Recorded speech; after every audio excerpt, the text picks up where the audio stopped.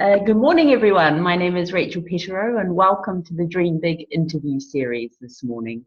I'm joined this morning by my guest, Jenny Devine, who's there in New Zealand, my home country. How are you, Jenny?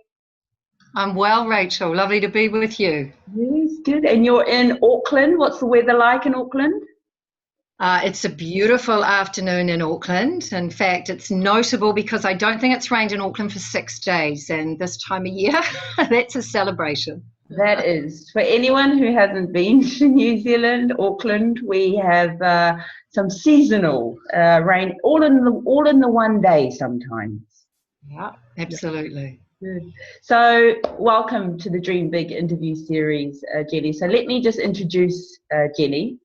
Jenny is the president of the International Coach Federation for Australasia chapter. I was connected with Jenny through another one of my Dream Big interview guests, Integrative. And basically, I read through Jenny's bio and what she's done globally, and so I really connected with what you were doing, Jenny. So, you know, you've got your own coach and training business in New Zealand, and you've had some amazing experiences through your coach training. So we're gonna dive straight into that. Yeah, sure. So firstly, Jenny, what inspired you to be part of the Dream Big interview series? Well, I think, Rachel, when I heard about this and the potential impact on it, I was really honoured to be asked, and I think anything that helps people to understand the impact of coaching, the power of coaching, and the sort of people that are involved in coaching can only be a good thing. You know, one of the things we're really passionate about is raising the profile of coaching and helping the public and industry particularly to understand what coaching is and the impact that it can have for them. Beautiful. Thank you, Jenny. And you know, it's my honor as well to have you as my guest. And you know, my intention for the Dream Big interview series was really to bring together global coaches, you know, who come from different walks of life. However, we're real people. Everyone set up successful coaching businesses around their unique talent, but we're just ordinary, humble, very passionate people about what we do. So I really want the listeners to connect with you. So let's start with, how did you start your journey in terms of coaching as a business? Yes, well, I laugh, Rachel, because really I was an accidental coach. Probably about the year 2000, I first heard the term coach as it applied to non-sporting coaching. And I had been working with an American consultant doing some leadership training. And he had a particular issue, and he said, when I get back to the US, I'm going to talk to my coach about that. And I can remember rolling my eyes and thinking, oh, these Americans, you know, and now they for their lives. And then to fast track, Rachel, about 5 years later, I found myself living in New York, and I began a coaching program with Debbie Ford, the Ford Institute for Integrative Coaching. And I was hooked. I thought, wow, this is amazing. And I think as it was for many coaches, my work, my training with Debbie was utterly life-changing for me. So for the first time really ever in my life, I took a darn good look at myself and realized, wow, shock horror. You know, I think I could do some reflective work on myself. And that was something that Debbie was extremely focused on, that her coaches, people who graduated from her school, would have done their own work. Great. And so let's look at Debbie's model and how she built her business. What attracted you to her specifically? Well, it wasn't coaching, actually, which is why I say really I am an accidental coach. I had been exposed to Debbie's work, her first book, Dark Side of the Light Chasers, and this concept that we all have a shadow. So it's a Jungian concept from the Swiss psychologist Carl Jung, coined the term the shadow.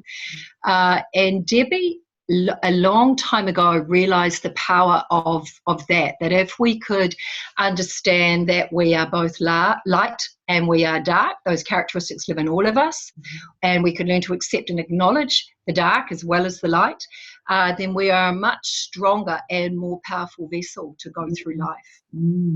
So initially I contacted the school about doing some training in the shadow, and they said, oh, but we offer full coach training. So I was like, okay, great. I was in the States and hoping to study, so away I went. Wow. Yeah. Great. So that experience that you took from Debbie's Institute, and obviously some great reflection time. What was then the premise for you to carry on the coaching journey? So, I've met a lot of coaches in my time. Some are accredited, others aren't. And so the accreditation, the partnering with an organisation like International Coach Federation or Debbie Ford, what is it about the credentialing that really is important to you? I'm really passionate about our profession, so it seems to me to make absolute sense that if you want to do something really well, you need to keep studying at it. The credentialing process offered by the International Coach Federation is an internationally recognised credential. So, and it's become more and more rigorous, actually, as International Coach Federation have done more and more work on it. So to me, it's like a gold standard. So I knew that was something that I wanted to pursue. So I started quite early, actually. Before I left the US, I was able to go for the ACC, the first step on the rung. There's 3 credentials with ICF, and completed that so that I had that when I came back to New Zealand. And then when I came back, I really wanted a community around me. So I joined the International Coach Federation here and enjoyed the contact that I was having with that group. And then it was only a matter of time before I accumulated enough hours and I was ready to go on to the next step, the PCC. But what I found the most powerful thing about a credential is it deepens your competence as a coach. It makes you better at what you do. And I think there's, I'm sure there wouldn't be any coaches who've gone down the path that didn't feel that that their competence and their skills as a coach lifted through the process. Yeah, great. And for those who aren't familiar with the International Coach Federation, is the whole premise of the credentialing is really to go through and go deep into the 11 international coach competencies. And you do a lot of work. There's a lot of rigor. There's a lot of hours that you need to coach. And, for me, Jenny, coaching is in the practice. And the more practice you have, the more you understand self, the more you can serve your clients. How have you found, using the really understanding the coaching competencies through the ICF has really served you? Yeah.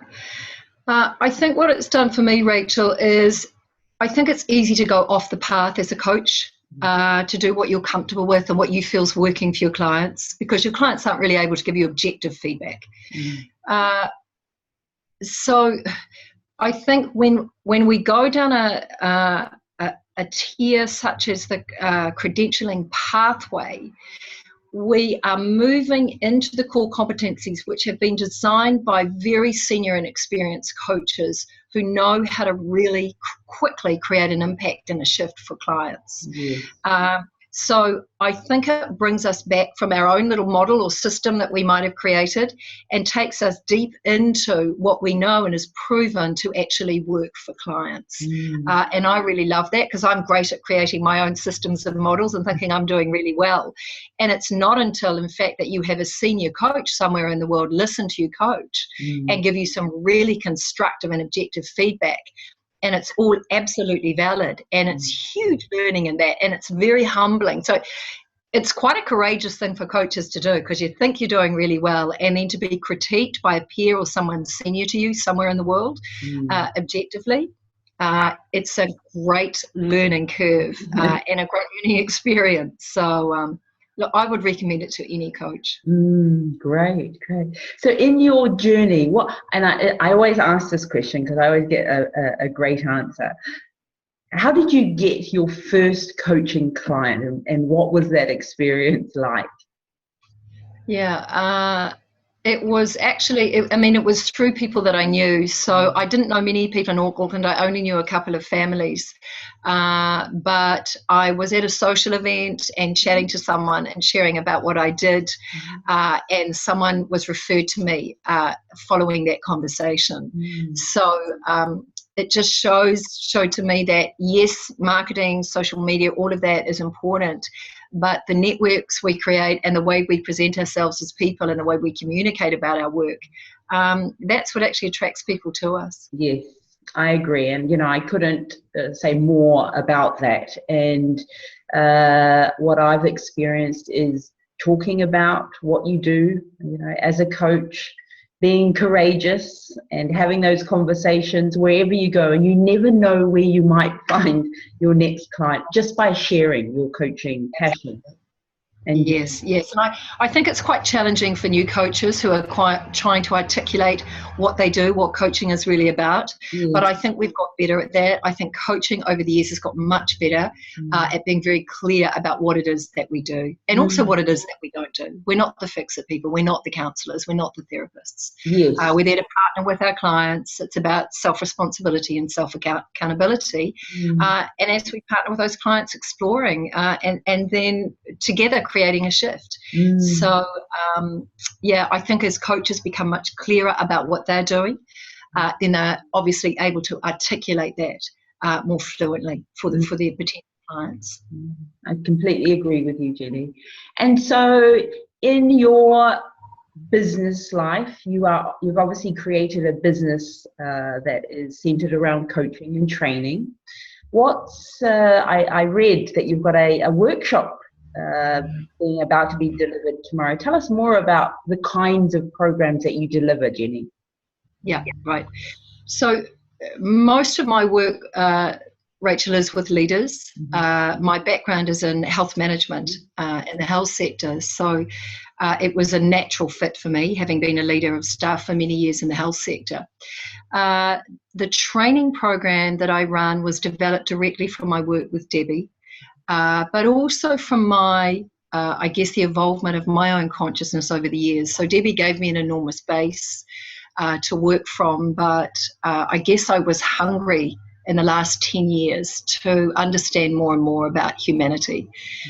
So people like Eckhart Tolle, who I think is one of the greatest contemporary teachers of consciousness that we have. Certainly Debbie's work, and also studying more about Jung and what he was teaching, and as well as the work of people like Robert Keegan, I knew that what I wanted to impart to leaders was about being absolutely authentic and present as a leader, so that they were able to drop the masks, manage the ego, and show up as authentic people who are deeply comfortable in their own skin. And it's really to talk about that, but I know it's a hell of a lot harder to do that. So the workshop teaches Jung's 4 major archetypes. The ego, from a functional, the sort of thing you'll read about ego in a psychology book. Yes. And from a dysfunctional point of view, the sort of things that the Buddha taught about, that the mind really is a place of suffering, the work that Tolle teaches about. And so we come to an understanding that within all of us, we have the potential, or an ego that is largely dysfunctional, that needs managing. It's like an errant child.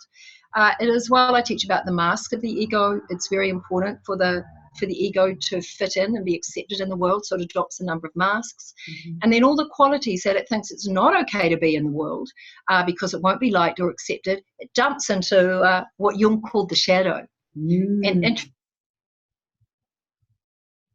interestingly enough, the shadow shows up for us in other people. So it's one of the immediate triggers when we are upset or irritated or triggered by other people. We know they are we are seeing a shadow in them, and there's some work we can do around that. And the last part of the workshop, there's a beautiful concept called self, which Jung wrote about and articulated, and he experienced it himself. He said from a young child, he always felt like there was an old wise man inside of him. And I think all of us, if we really get present to who we are, know that there is a very wise voice somewhere deep inside of us. So really it's bringing leaders back to that sense of being able to connect deeply with themselves, and to know that everything they need is within them. Fantastic, and so powerful, Jenny. You know, as you're talking through that process of your program, you know, we meet, you know, we have the privilege actually of meeting in the work that we do in corporates, with our networks, with some really amazing leaders. And then there's the potential leaders, as I would call them, and the potential that lies within them through coaching is the privilege that we have to witness and to be able to guide them using coaching skills, coaching techniques towards their best self. And so I always feel when I'm with a client or a leader that, no, it's such a privilege to witness that transformation that they will go through and they will create. Yes, absolutely. And in fact, many of the powerful questions that coaches use, they are really inviting that client to step into their deepest wisdom or higher self, or whatever it is that it might be called. But we're moving them away from the busyness and the frantic thinking down to a place that is much more grounded and far more objective. Fantastic. So Dream Big is all about the sort of the next steps, you know. So what's on the horizon for you, Jenny, in terms of your next Dream Big goals? What's happening for you in 2015? My workshop is certainly, there's a lot of interest in it. So I'll be presenting it more and more this year, a lot more than I only created it last year.